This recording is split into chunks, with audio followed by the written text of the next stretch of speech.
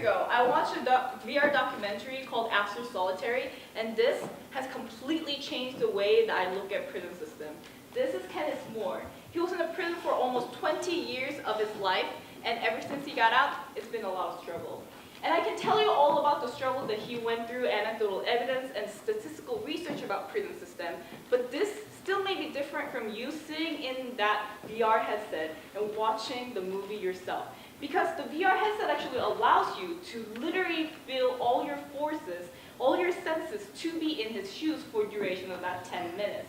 Now, I don't mean that we club you and drug you and leave you in the prison cell for 10 minutes, but this virtually constructed environment, in this virtually constructed environment, you get to feel how does it really feel to be in an environment of solitary confinement with no windows, no one to talk to, and nothing to do. And you hear his story. His story about how he was so bored and he didn't know what to do, has going crazy, that he was harming himself.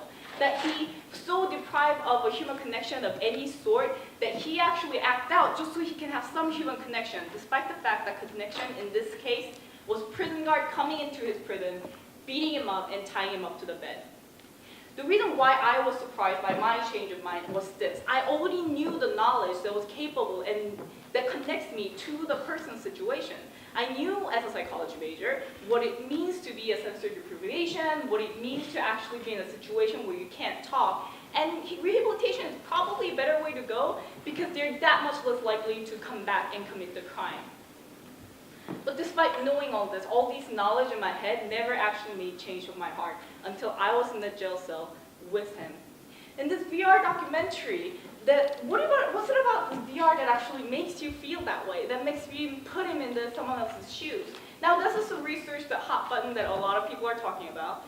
There's this movie about a tree where you actually start as a tiny seed and you grow and grow and grow as a medium tree, and now you're one of the largest in the forest, just to have some humans one day come in, cut down everything, burn down the forest, did everything you loved and cared for. There's a movie about it's your birthday and everybody's eating cake and everybody's so excited, but you yourself don't know what's going on because you have stage 3 dementia and no one else can understand you.